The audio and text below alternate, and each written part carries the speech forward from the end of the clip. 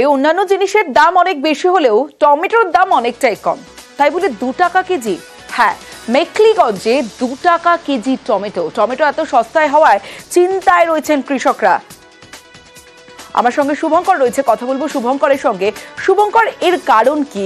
অতিরিক্ত ফলন হয়েছে এই বছর টমেটোর, আর যদি 2 টাকা কেজি দরে টমেটো বিক্রি করতে হয় তাহলে তো চিন্তায় কৃষকরা, কারণ তারা তো লোকসানে যাবেন। তমশ্রী, দেখো একেবারেই মেখলিগঞ্জের হলদিবাড়ি, এই হলদিবাড়ি কিন্তু ব্যাপক পরিমাণে টমেটো চাষ হয় এবং এখান থেকে টমেটো এ রাজ্যের বিভিন্ন জেলার পাশাপাশি ভিন রাজ্যেও যায়। কিন্তু এবছর একে তো উৎপাদন বেশি হয়েছে, পাশাপাশি এই যে বাইরে যাওয়া ভিন রাজ্যে যে টমেটো যাওয়ার চাহিদা, সেই চাহিদা অনেকটাই কমে গিয়েছে। ফলে টমেটোর দাম কিন্তু একদম নিচে চলে এসেছে এবং আজকে হলদিবাড়ি বাজারে 2 টাকা কেজি দরে টমেটো বিক্রি হয়েছে। ফলে কৃষকদের মাথায় হাত। তাদের যেটা বক্তব্য, এই টমেটো চাষের যে খরচ এবং তারপর জমি থেকে এই বাজারে আনার যে খরচ, সব মিলিয়ে এই 2 টাকা কেজি দরে বিক্রি করলে সেই খরচ উঠবে না। ফলে দিশেহারা কিন্তু এই টমেটো চাষিরা। তাদের বক্তব্য, গোটা বিষয়টি নিয়ে সরকারের পক্ষ থেকে নজর দিক, যাতে টমেটো চাষিরা তাদের এই খরচ তুলতে পারে। তমশ্রী। বেশ শুভঙ্কর, গতবার তো এই সময় প্রচণ্ড চাহিদা ছিল। আচ্ছা, এই বছর 2025 সালে এমন অবস্থা, মানে 2 টাকা 8 টাকা কিলো হলদিবাড়ি মার্কেট ছিল, বাইরে কোনো মাল যাচ্ছে না। গতবারে 2024 সালে এইরকম সময় 18 টাকা 20 টাকা কিলো ছিল আর হলদিবাড়িতে। আজকের ডেটে, আজকে 2025-এ 2 টাকা 2.5 টাকা কিলো। এখন কৃষক কি করবে?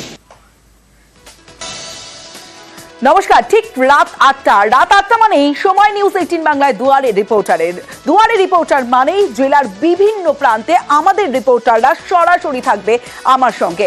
আমি তমশ্রী রয়েছে আপনাদের সঙ্গে। প্রথমেই চোপড়ার দিকে নজর রাখতে হবে। বিধায়কের দেহরক্ষীর রহস্য মৃত্যু, চোপড়ায় তৃণমূল বিধায়কের দেহরক্ষীর রহস্য মৃত্যু, এবং রহস্য মৃত্যু হোটেল থেকে উদ্ধার করা হয়েছে তাকে অসুস্থ অবস্থায়, তারপরে হাসপাতালে নিয়ে গেলেই তাকে মৃত ঘোষণা করা হয়। যে সিসি ক্যামেরা ফুটেজ আপনাদের দেখাচ্ছি, যে হোটেল থেকে তাকে অসুস্থ অবস্থায় পাওয়া গেছে দেহরক্ষীকে, আর সেই হোটেলের রিসেপশনে বিধায়কের দেহরক্ষীর সিসি ক্যামেরা ফুটেজ।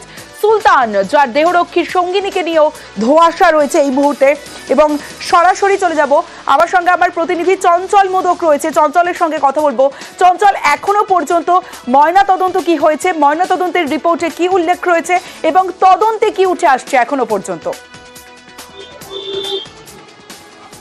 দেখো, এখনো পর্যন্ত কিন্তু ময়নাতদন্ত হয়নি। ময়নাতদন্ত আগামীকাল 2টোর দিকে হবে। তবে তোমাকে জানিয়ে রাখি যে এই সুলতান হচ্ছে চোপড়ার যিনি বিধায়ক হামিদুল রহমান, তৃণমূলের বিধায়ক, তার দেহরক্ষী। প্রায় 20 বছর ধরেই কিন্তু হামিদুল রহমানের দেহরক্ষী ছিলেন এবং এলাকায় ভালো একটা পরিচিত হয়ে পড়ে তার। তবে আজকে যেটা হয়েছে যে ওই দেহরক্ষী কিন্তু ইসলামপুর শহরের যে তিস্তাপল্লী এলাকায় একটি হোটেলে, সেখানে কিন্তু রেস্ট ওয়ান নাম করে একটি রুম ভাড়া নেন এবং সেই রুমে কিন্তু এক মহিলা, যার স্ত্রী পরিচয় দিয়েছে, সেই রহস্যময় মহিলা, তাকে নিয়ে কিন্তু তিনি সেই হোটেলের মধ্যে ঢুকে রেস্ট হবে। তারপরে কিন্তু আধা ঘন্টা কিছুক্ষণ পরে সে অসুস্থ হয়ে পড়ে। এরপরে হোটেলের যারা কর্মীরা রয়েছেন তারা কিন্তু তাকে অসুস্থ অবস্থায় কিন্তু ইসলামপুর মহকুমা হাসপাতালে নিয়ে আসলে তাকে চিকিৎসক মৃত্যু বলে ঘোষণা করে। এই যে ঘটনা নিয়ে কিন্তু ঘটনাস্থলে পৌঁছায় ইসলামপুর থানার পুলিশ এবং ইসলামপুর থানার পুলিশ সিসিটিভি ফুটেজ থেকে শুরু করে সমস্ত বিষয় খতিয়ে দেখা হচ্ছে। তবে অসুস্থ হয়ে মৃত্যু হলো ওই দেহরক্ষী নাকি অন্য কোনো কারণ রয়েছে, ময়নাতদন্ত আসার পরেই কিন্তু সমস্ত বিষয় স্পষ্ট হবে বলে ইসলামপুর থানা পুলিশ সূত্রে জানা গেছে। বেশ চঞ্চল। তো এখানে উনি কোর্টের কাছে আসছিল, ওনার বউ আর উনি, তো বলে আমাদেরকে 2 ঘন্টার জন্য দাও, আমরা রুমে একটু রেস্ট ফেস্ট করবো। ইতিমধ্যেই উপরে খাওয়া দাওয়া করতে করতে ওনার শরীরটা ওনার অসুস্থ মনে হয়েছে। তারপরে উনি শেষলেস হয়ে গেছে। শেষলেস হয়ে যাওয়ার পরে তো আমরা হোটেল কর্তৃপক্ষ আর ওনার বউকে নিয়ে আমরা ওনাকে হসপিটালে ট্রান্সফার করে দিয়ে আসছি। ওটা কি ওনার বউ? ওনাকে পরিচয় কে দিয়েছে? ওনার পরিচয় উনি দিয়েছে আমাকে, যে নিয়ে আমার বউ হয়। হঠাৎ ও হার্ট অ্যাটাক হয়েছে। আমি যতদূর জানি যে ও দীর্ঘদিন ধরে হাই প্রেসার ছিল, হাই প্রেসারের ওষুধ ডেলি খাতো আর কি। তো যাই হোক, শুনলাম, আমিও খুব খারাপ লাগলো। দীর্ঘ 20-22 বছর ধরে আমার সঙ্গে ছিল, খুব সিনসিয়ারলি কাজ করতো। মৃত্যুতে খুব মর্মাহত আমিও এবং ওদের পরিবারের প্রতি সমবেদনা জানাচ্ছি। না, ও ভালো স্বভাবের ছিল, খারাপ স্বভাবের ছিল না। আসছে পরের খবরে, রাজারহাটে নির্মীয়মান আবাসন প্রকল্পে দুর্ঘটনা। আবাসন প্রকল্পের গর্তে পড়ে যান 2 জন শ্রমিক। একজনকে উদ্ধার করা সম্ভব হলেও একজনের মৃত্যু হয়েছে, যেমনটা আমরা জানতে পারছি। এবং যার মৃত্যু হয়েছে ওই শ্রমিকই পরিবারের একমাত্র রোজগেরে। স্বাভাবিকভাবেই পরিবারে শোকের ছায়া। সরাসরি চলে যাব, কল্যাণ রয়েছে আমার সঙ্গে, কল্যাণের সঙ্গে কথা বলবো। কল্যাণ, প্রথমত একটা নির্মীয়মান আবাসন, আর সেই আবাসনে কাজের ক্ষেত্রে একটা সেফটি সিকিউরিটি থাকে, সেক্ষেত্রে কি ছিল? প্রথম প্রশ্ন তো এটাই আসছে। একেবারেই তমশ্রী, এই প্রশ্ন তুমি যেমন করছো সেই প্রশ্নই কিন্তু এখন এই যে ভাঙড়ের উত্তর কাশীপুর থানার মঙ্গলপুর গ্রাম, সেই গ্রামের যে সমস্ত সাধারণ মানুষজন রয়েছে তাদেরও কিন্তু সেই প্রশ্ন।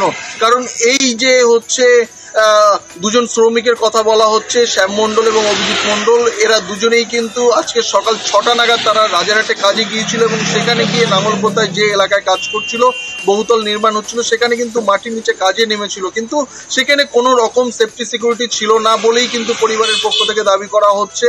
আর সেখানে যখন তারা কাজ করছিল তখনই মাটির ধস নামে এবং মাটির কার্যত ধস নামার ফলেই এই দুজন মাটি চাপা পড়ে। দুজনকে হচ্ছে আহত অবস্থায় সংজ্ঞাহীন অবস্থায় উদ্ধার করলে শ্যাম মণ্ডল এখনো পর্যন্ত চিকিৎসা চলছে। তবে ডাক্তাররা অভিজিৎ মণ্ডলকে মৃত বলে ঘোষণা করে। এই অভিজিৎ মণ্ডলের বাড়িতেই আমরা গিয়েছিলাম। অভিজিৎ মণ্ডলের বাড়িতে তার হচ্ছে বৃদ্ধা মা, স্ত্রী এবং তার এক পুত্র সন্তানকে নিয়ে তার সংসার, কিন্তু সেই সংসারের এই একা রোজগারে এই যে ঘটনা ঘটেছে, অভিজিৎ মণ্ডলের মৃত্যু হয়েছে, এই ঘটনার পর কার্যত এই যে পরিবারটি কিভাবে এদের সংসার, কিভাবে এরপরে তারা কাটাবেন তাই নিয়ে তো চিন্তায় পড়েছেন বোঝাই যাচ্ছে। কারণ একমাত্র রোজগারে ছিলেন এই যিনি শ্রমিক, মৃত্যু হয়েছে যার কালনায়, সেখানে কোল্ড স্টোরেজে বিপর্যয়, অ্যামোনিয়ার সিলিন্ডার লিক করে দুর্ঘটনা, হিমঘরের মেশিন রুমে বিস্ফোরণে মৃত দুজন। কালনা 2 নম্বর ব্লকের ভবানন্দপুরে দুর্ঘটনা, কালনা হাসপাতালে ভর্তি করা হয়েছে আরো দুজনকে। কালনায় হিমঘরে বিপর্যয়ের জের অ্যামোনিয়ার সিলিন্ডার লিক করে বিস্ফোরণ, যে বিস্ফোরণে দুজনের মৃত্যু হয়েছে যেমনটা আপনাদের জানাচ্ছিলাম। কালনার ভবানন্দপুরে অ্যামোনিয়া গ্যাসে আতঙ্ক, কালনা 2 নম্বর ব্লকে স্কুল কলেজে ইতিমধ্যেই ছুটি ঘোষণা করে দেওয়া হয়েছে এবং এই ঘটনায় দুজনের মৃত্যু। গ্যাস সিলিন্ডার, অ্যামোনিয়ার গ্যাস সিলিন্ডার লিক আর সেই লিকে বিস্ফোরণে দুজনের মৃত্যু, তারপরেই স্কুল কলেজে ছুটি ঘোষণা। সরাসরি চলে যাব, আমার সঙ্গে আমার প্রতিনিধি রয়েছে নবকুমার, নবকুমারের সঙ্গে কথা বলবো। নবকুমার, এখনো পর্যন্ত এলাকার কি পরিস্থিতি? কারণ অনেকেই অসুস্থ যেমনটা খবর পাওয়া যাচ্ছে। হ্যাঁ, বিষয়টা তাই একই রকম। আজকে সকালবেলা 8টা নাগাদ হঠাৎ করে গতকালকে এই স্টোরটি চালু হয়, নতুন করে সমস্ত প্রোডাকশানের মালপত্র রাখবার জন্য 1 তারিখ থেকে শুরু হবে, তাই বড় করে পুজো টুজো করা হয়। এবং আজকে সকালবেলা যখন মেশিন ম্যানেরা যায়, সেখানে তারা ওই যে সিলিন্ডারের নবটা দেখতে গিয়েই তখন দেখা যায় সেখান থেকে লিকেজ হয় এবং হঠাৎই বিস্ফোরণ ঘটে এবং এই ঘটনার পরিপ্রেক্ষিতে দুজন মারা যায় এবং আরেক দুজনকে নিয়ে আসে কালনা হসপিটালে ভর্তি করা হয়। কিন্তু এর ফলে এলাকায় যে তীব্র পরিমাণে যে অ্যামোনিয়া গ্যাস ছড়িয়ে পড়েছে, বেশ কিছু মানুষ বাড়ি থেকে বেরিয়ে বেশ দূরের জায়গায় চলে গেছে এবং আশেপাশের সমস্ত স্কুলগুলোকে এসআই স্কুলে আসতে বারণ করেছে ছাত্রছাত্রীদের, কারণ পরিস্থিতি স্বাভাবিক না হলে বাচ্চারা শ্বাসকষ্টে ভুগবে। এই কারণবশত সেখানে এখন বর্তমানে নিয়ন্ত্রণ পরিস্থিতি। বেশ, এখন একটু গ্যাসটা কম আছে, মানুষ সব বাড়িতে এখন আছে। স্কুলে ছুটি দিয়েছে, গ্যাস গন্ধ কোনো একটু আধটু বেরোচ্ছে বলে ছেলেপিলে কিছু হয় ক্ষয়ক্ষতি, ওই জন্য স্কুলটা বন্ধ করে দিয়েছে। পাইপ দিয়ে গ্যাস বাস্ট হয়েছে, তার দরুন ডিএম নিজে থেকে আর কি ছুটি দিয়েছে সব স্কুলগুলোকে। একটা বোম ফাটার মধ্যে একটা আওয়াজ পেলাম, দিয়ে জানলা খুলে দেখছি যে অ্যামোনিয়া গ্যাসে ওখানে মানে মেঘের মতো উড়ে যাচ্ছে, ঠিক আছে, ওপর দিকে উঠছে। মা অসুস্থ হয়ে পড়ছে, তখন আমি আরো তাড়াতাড়ি করে মাকে নিয়ে এখানে যারা ছিল সবাইকে ডেকে বললাম এরকম লিক হয়েছে, চলো ওইদিকে দূরে চলে যাই কোথাও। সপ্তাহের কাজের দিন বৃহস্পতিবার ট্রেনের ওভারের তার ছিঁড়ে বিপত্তি, ব্যান্ডেল হুগলি স্টেশনের মাঝে বিপত্তি, ওভারের তার ছিঁড়ে ব্যাহত ট্রেন চলাচল। সকালে কাটোয়া বর্ধমানে ট্রেন বন্ধে রীতিমতো দুর্ভোগ যাত্রীদের।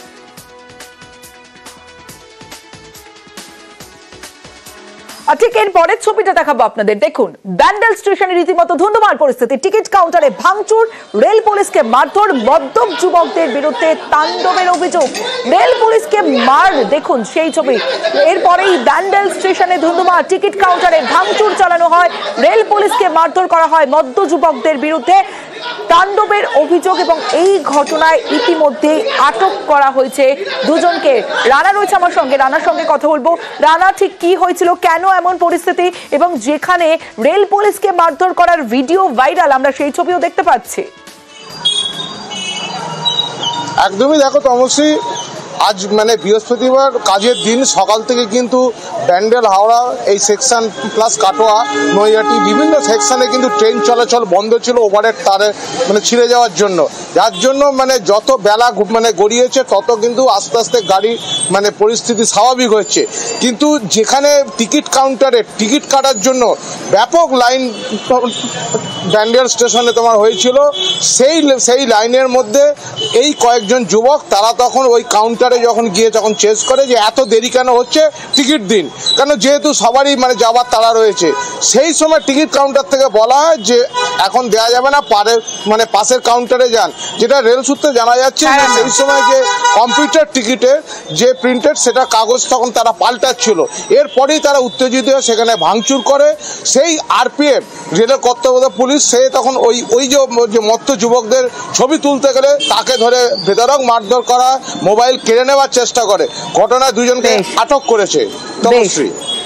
কুম্ভযাত্রায় অব্যবস্থার প্রতিবাদ করায় মারধর করা হয়েছে। প্রতিবাদ করায় লোহার রড দিয়ে মেরে মাথা ফাটিয়ে দেওয়া হয় বলে অভিযোগ পুণ্যার্থীদের। ঘটনায় নরেন্দ্রপুর থানায় লিখিত অভিযোগ দায়ের। সরাসরি চলে যাব, অর্পণ রয়েছে আমার সঙ্গে। অর্পণ, ঠিক কি হয়েছিল, কেন অভিযোগ, আর কাদের বিরুদ্ধে অভিযোগ, কেন মারধর করা হলো? দেখো, ট্যুর অপারেটরদের বিরুদ্ধে অভিযোগ। নরেন্দ্রপুর থানার রেনিয়া এলাকা থেকে কুম্ভে যান 40 জন পুণ্যার্থী। সেখানে 21 তারিখে তাদের এখান থেকে বেরোন এবং 26 তারিখে তারা বাড়ি ফেরেন। এরপরেই সেখানে যেটা অভিযোগ করা হচ্ছে যে ট্যুর অপারেটর তাদের যে খাবার দাবার এবং নিয়ে যাবার পর অব্যবস্থা ছিল এবং সেই অব্যবস্থার প্রতিবাদ করায় তাদেরকে বেধড়ক মারধর করা হয়। এই ঘটনায় দুজন বৃদ্ধ গুরুতর জখম হন, একজনের মাথা ফেটে যায় এবং এই ঘটনায় নরেন্দ্রপুর থানায় ওই ট্যুর অপারেটর রঞ্জিত সিং এবং নন্দ সিং সহ আরো বেশ কয়েকজনের নামে অভিযোগ দায়ের করা হয়েছে। এই ঘটনার তদন্ত শুরু করেছে নরেন্দ্রপুর থানার পুলিশ। পুণ্যার্থীদের যেটা অভিযোগ করা হচ্ছে যে তাদের যা বলে এখান থেকে নিয়ে যাওয়া হয়েছিল সেই ব্যবস্থা ছিল না, অব্যবস্থা ছিল। কুম্ভে স্নানের পর থেকেই সেই অব্যবস্থার চরম সীমায় পৌঁছায় এবং তাদের এই অভিযোগ করার ফলেই বাড়ি ফেরার পরেই তাদের উপর হামলা চালানো হয়। মারধর করা হয়েছে ট্যুর অপারেটরের বিরুদ্ধেই অভিযোগ, বোঝা যাচ্ছে। অর্পণ, ধন্যবাদ। খানাকুলে আক্রান্ত পঞ্চায়েত প্রধান, দলীয় কর্মীদের হাতে আক্রান্ত বিজেপি পঞ্চায়েত প্রধান। খানাকুলের ধান্যঘড়ি পঞ্চায়েতের ঘটনা। খানাকুলে আক্রান্ত পঞ্চায়েত প্রধান, দলীয় কর্মীদের হাতে আক্রান্ত বিজেপি পঞ্চায়েত প্রধান। আমি পঞ্চায়েতে যাবো না,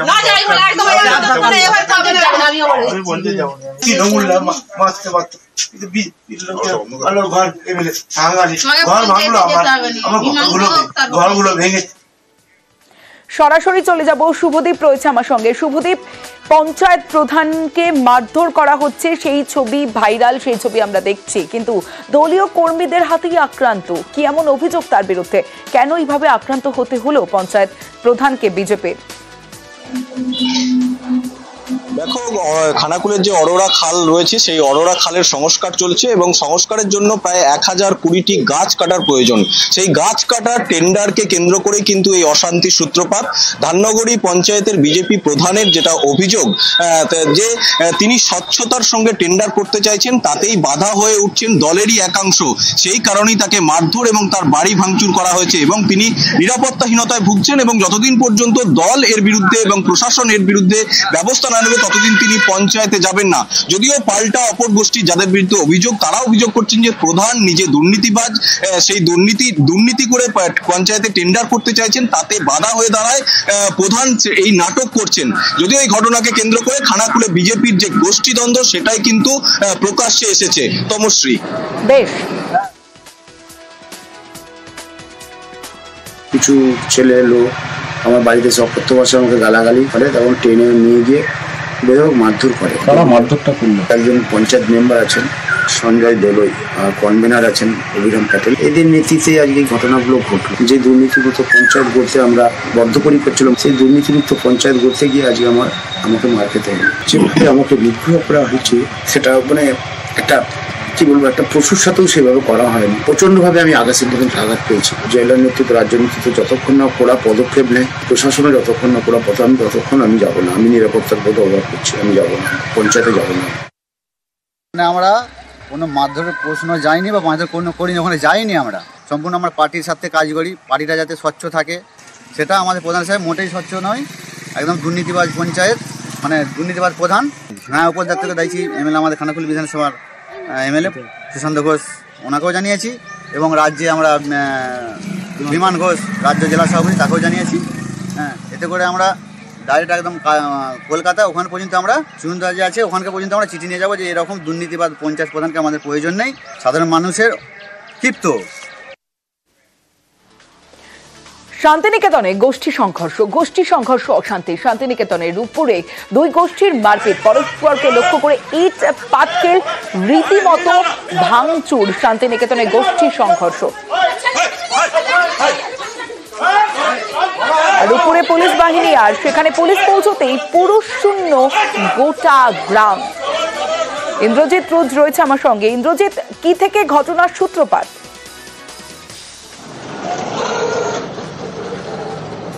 দেখো, একদমই যেটা বলে রাখবো, ঘটনার যেটা সূত্রপাত গ্রাম্য একটি বিবাদ, এবং সেই গ্রাম্য বিবাদকে কেন্দ্র করে তৃণমূলের দুই গোষ্ঠী, অর্থাৎ স্থানীয় যে দুই গোষ্ঠী, সেই দুই গোষ্ঠীর মধ্যে কিন্তু সংঘর্ষ বাঁধে। গত 2 দিন আগে থেকে এই সংঘর্ষ চলছিল। এর আগেও আমরা দেখেছি যে ওই গ্রামেই একজনের বাড়ি ভাঙচুর, তার দোকান লুটপাট করা হয় বলে অভিযোগ করা হয়েছিল। আজকে সকাল থেকে আবারও সেই গোষ্ঠী সংঘর্ষে উত্তপ্ত হয়ে উঠল রূপপুরে যে মমিন পাড়া বলে যে গ্রাম রয়েছে সেই গ্রাম, এবং সেখানে গিয়ে দেখা যায় যে একটি বাড়িতে সম্পূর্ণ ইট বৃষ্টি করা হয়েছে, লাঠি বাঁশ নিয়ে তাদের হামলা চালানো হয়েছে, এমনটাই কিন্তু অভিযোগ।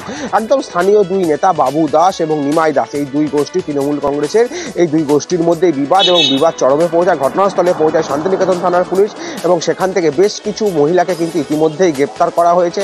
কারণ পুলিশ ঢোকার সঙ্গে সঙ্গে গ্রাম সম্পূর্ণভাবে পুরুষ শূন্য হয়ে যায়, আর তার জন্য গ্রামের যে সমস্ত মহিলারা তারা অশান্তিতে জড়িয়ে যাচ্ছিল, এবং তার জন্যই তাদেরকে কিন্তু ইতিমধ্যে গ্রেপ্তার করেছে শান্তিনিকেতন থানার পুলিশ, এবং রাত ভোর আরও তল্লাশি চলবে, এমনটাই কিন্তু জানাচ্ছে বীরভূম জেলা প্রশাসন বা শান্তিনিকেতন সূত্রে। এমনটাই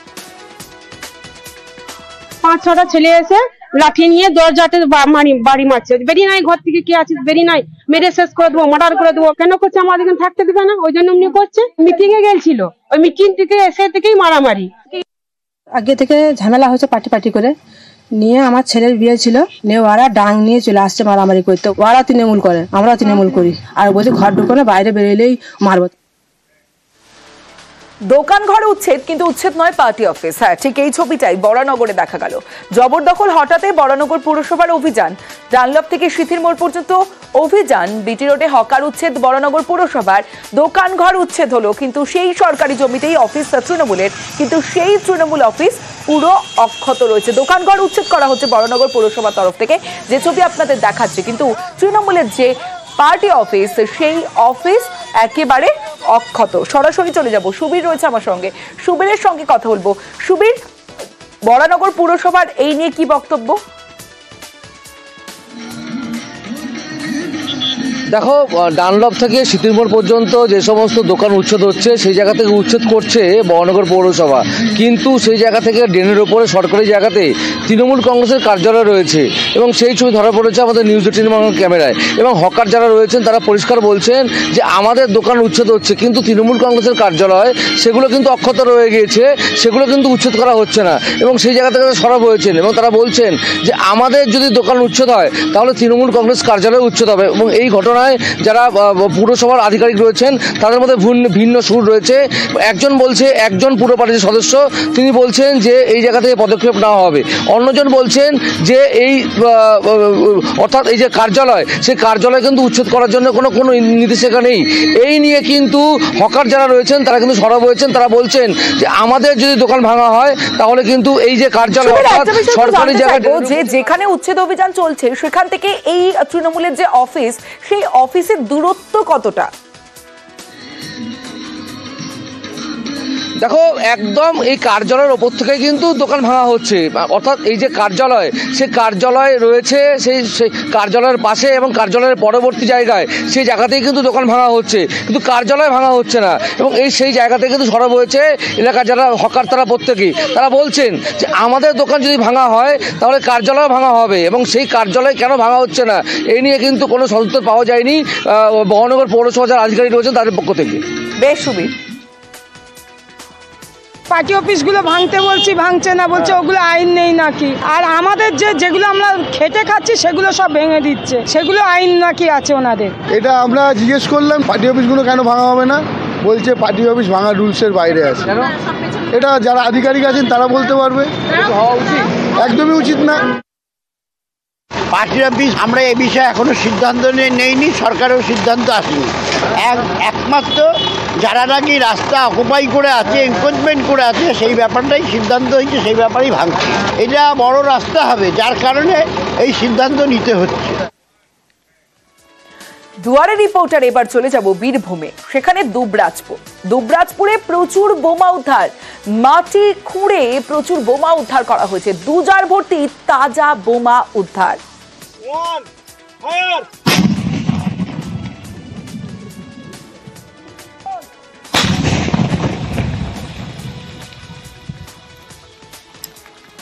সরাসরি চলে যাব, সুপ্রতিম রয়েছে আমার সঙ্গে, সুপ্রতিমের সঙ্গে কথা বলবো। সুপ্রতিম, প্রশ্ন হলো এত তাজা বোমা এই এলাকায় এলো কোথা থেকে? একদমই দেখো তমশ্রী, সেটা হচ্ছে বীরভূমের দুবরাজপুরের যে ধগ্রাম রয়েছে, সেখানে পুলিশের কাছে গোপন সূত্রে খবর আছে যে ধগ্রামে যে শাল নদীর ধার রয়েছে এবং সেখানে চাষযোগ্য জমি রয়েছে, তার ধারেই কিন্তু 2 জেরিকান মতো বোমা পোতা রয়েছে, তো লুকিয়ে রাখা হয়েছে। এবং সঙ্গে সঙ্গে পুলিশ গিয়ে সেই মাটি সরায় এবং মাটি সরিয়ে কিন্তু পুলিশ অবাক, একদম খবর সত্যি ছিল যে 2 জেরিকান বোমা তারা পেয়েছে এবং প্রায় 60 থেকে 70টি বোমা ছিল। এবং সেই বোমাগুলি কে বা কারা রাখলো সেই তদন্ত তো চলছেই, পাশাপাশি সিআইডির বোম ডিসপোজাল স্কোয়াডকে খবর দেওয়া হয়েছিল বোমাগুলি নিষ্ক্রিয় করার জন্য। সিআইডির বোম ডিসপোজাল স্কোয়াড এসে বোমাগুলিতে বিস্ফোরণ ঘটিয়ে বোমাগুলি নিষ্ক্রিয় করে এবং বিস্ফোরণের তীব্রতা এতটাই ছিল যে চারপাশ কিন্তু আওয়াজে কেঁপে ওঠে। তবে পুলিশ কিন্তু সেই ঘটনা তদন্ত শুরু করেছে, কে বা কারা ওই চাষযোগ্য জমিতে বোমা লুকিয়ে রেখেছিল। বেশ,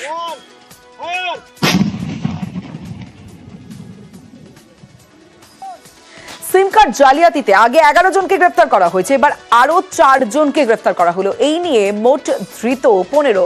রানাঘাট পুলিশের অভিযানে সাফল্য, রানাঘাট গাংনাপুর হাঁসখালি থানার পুলিশের যৌথ অভিযান, আর যৌথ অভিযানে এই জালে 4 জন। এই 4 জন কারা জানবো, রঞ্জিত রয়েছে আমার সঙ্গে, সরাসরি চলে যাব রঞ্জিতের কাছে। রঞ্জিত,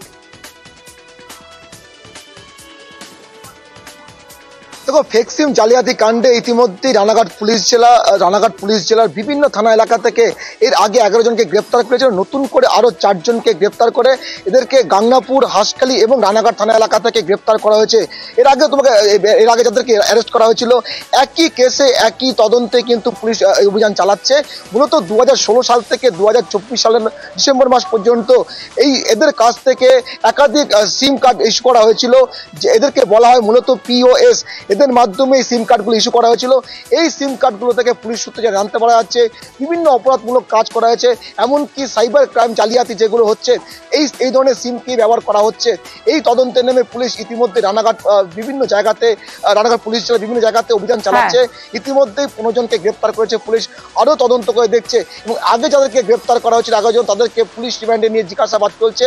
এবং নতুন করে যে 4 জনকে গ্রেপ্তার করা হয়েছে হবিবপুর, হাঁসখালি এবং গাংনাপুর থেকে 3 এই ফেক সিম জালিয়াতিতে 15 জনকে এখনো পর্যন্ত গ্রেফতার করা হয়েছে বিভিন্ন এলাকা থেকে। ডিজিটাল অ্যারেস্টের শিকার এবার প্রাক্তন সেনা জওয়ান, ভয় দেখিয়ে কোটি কোটি টাকা হাতানোর অভিযোগ। পুলিশের জালে একজন, গুজরাটের সুরাত থেকে বিধাননগর সাইবার ক্রাইম শাখার জালে অভিযুক্ত। সরাসরি চলে যাব, আমার সঙ্গে আমার প্রতিনিধি রয়েছে অনুপ, অনুপের সঙ্গে কথা বলবো। অনুপ, এই প্রতারণা কিভাবে চলতো আর কিভাবে সামনে এলো, কিভাবে অভিযুক্তকে গ্রেফতার করলো পুলিশ?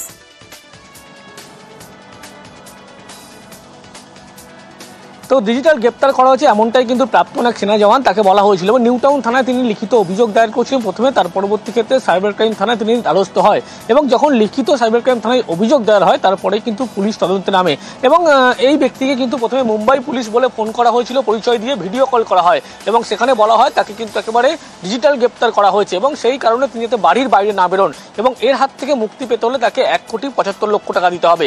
এবং সেই ব্যক্তি যখন 1,75,00,000 টাকা ধাপে ধাপে দেওয়া শুরু করে তার পরবর্তীতে তিনি জানতে পারেন তিনি প্রতারিত হয়েছেন। তারপরে বিধাননগর সাইবার ক্রাইম থানায় লিখিত অভিযোগ দায়ের করেছেন। সেই অভিযোগের ভিত্তিতেই কিন্তু পুলিশ যে অ্যাকাউন্টকে টাকা পাঠিয়েছিল সেই অ্যাকাউন্টের সূত্র ধরে তদন্ত শুরু করে এবং সেখানে দেখা যায় যে এই অ্যাকাউন্টের মারফত টাকা ট্রান্সফার হয়েছে এবং একটি অ্যাকাউন্টে সেখান থেকে এই টাকা কিন্তু সোনা কেনা হয়েছে। সেই নামের সূত্র, অ্যাকাউন্টের নামের সূত্র ধরেই কিন্তু পুলিশের পক্ষ থেকে যখন সেখানে পৌঁছয় এবং দেখা যায় গুজরাটের সুরাটের বাসিন্দা তিনিই কিন্তু এই গোটা ঘটনা ঘটিয়েছেন, এই প্রতারণা চক্র চালাচ্ছেন।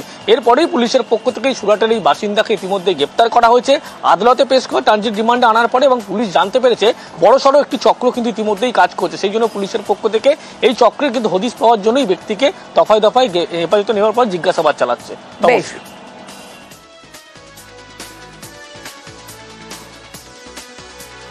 আমডাঙ্গায় জাতীয় সড়কে বিক্ষোভ জমি হারাতে সেই ছবিটা দেখাবো আপনাদের। 12 নম্বর জাতীয় সড়কে যান চলাচল ব্যাহত, অবরোধ তুলতে গেলে পুলিশের সঙ্গে রীতিমতো বচসা বিক্ষোভকারীদের। সরাসরি চলে যাব, জিয়াউল আলম রয়েছে আমার সঙ্গে। জিয়াউল, বিক্ষোভকারীদের ঠিক কি দাবি?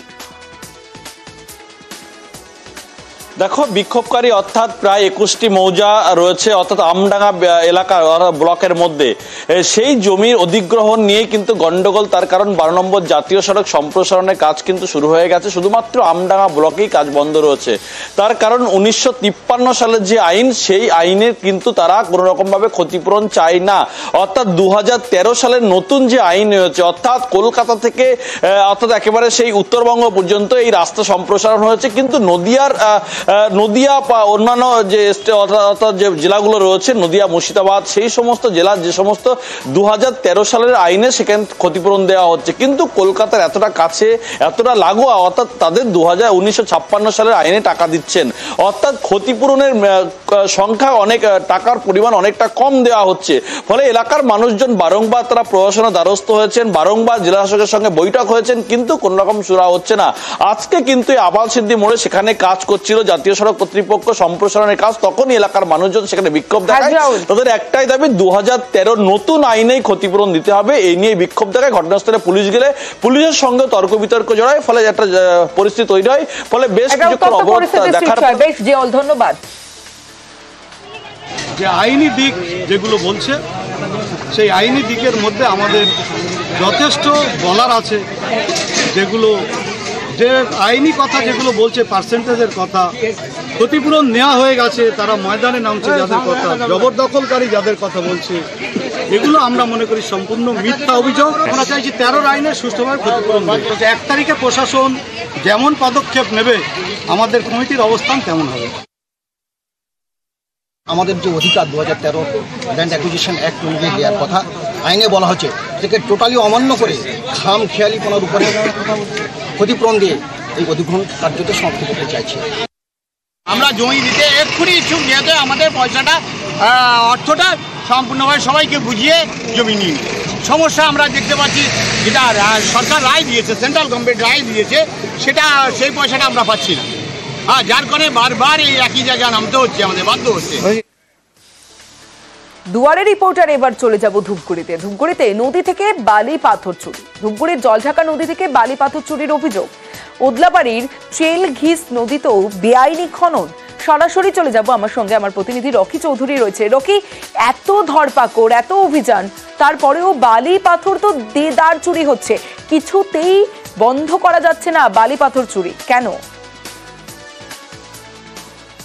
একদম তমসী, তুমি যেমনটা বললে, বারবার মুখ্যমন্ত্রীর হুঁশিয়ারির পরেও কিন্তু টনক নড়ছে না বালি চোরা কারবারিদের। কারণ দেখা যাচ্ছে জলপাইগুড়ি জেলার ধূপগুড়ি এবং ময়নাগুড়ি ব্লকের অন্তর্গত যে জলঢাকা নদী রয়েছে, সেখানে পরিবেশ আইনকে বুড়ো আঙুল দেখিয়ে সেখানে আর্থ রিমুভার এবং পোকলেন মেশিন দিয়ে কিন্তু বালি উত্তোলন করা হচ্ছে। সেখানে বালি উত্তোলন করার পর বড় বড় ডাম্পারে করে ওভারলোডিং করে গ্রামের রাস্তা দিয়ে রাজ্য সড়ক ও জাতীয় সড়ক দাপিয়ে বেড়াচ্ছে এবং সমস্তটাই ঘটছে পুলিশ প্রশাসন এবং আরটিও নজরের মধ্যে দিয়ে, এমনটাই অভিযোগ করেছে এলাকার বাসিন্দা থেকে শুরু করে বিরোধীরা।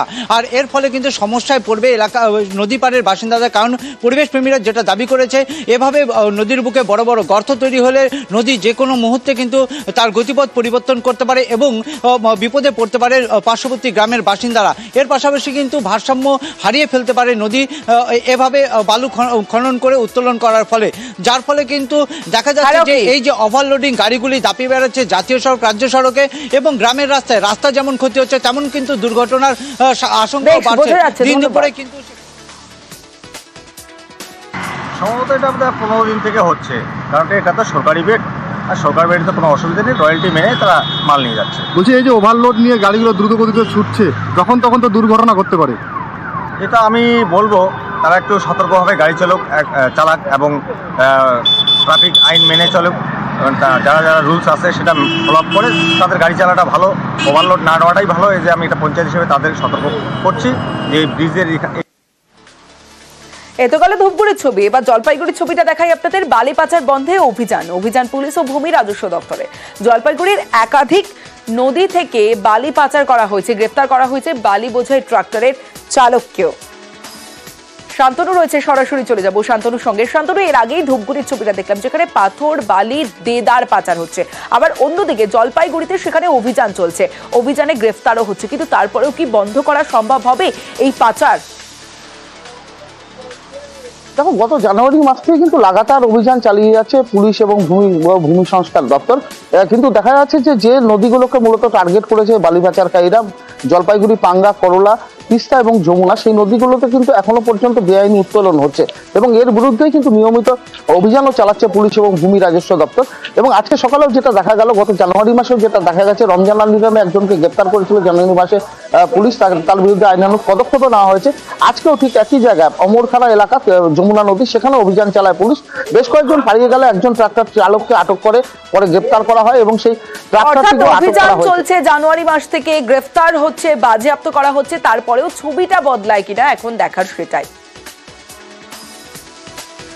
ধূপগুড়ি জলপাইগুড়ি ছবি দেখলেন, বালি পাচার, পাথর পাচার অভিযানও চলছে, গ্রেফতারও করা হচ্ছে। আবার মুর্শিদাবাদে, সেখানে আবার রানীনগরে মাটি মাফিয়ার রমরমা, ইটভাটা থেকে দেদার মাটি পাচার হচ্ছে। খবর পেয়ে অভিযানে নামে প্রশাসন, বাজেয়াপ্ত করা হয়েছে 2টি আর্থ মুভার ও 1টি ট্রাক্টরকে। সরাসরি চলে যাব, প্রণব রয়েছে আমার সঙ্গে, প্রণবের সঙ্গে কথা বলবো। প্রণব, আর্থ মুভার বাজেয়াপ্ত করা হলো, 1টি ট্রাক্টর বাজেয়াপ্ত করা হলো, কিন্তু কারা মাথা, এই মাটি মাফিয়া যারা চালাচ্ছেন তারা কারা, তাদের অবধি কি পৌঁছতে পেরেছে পুলিশ?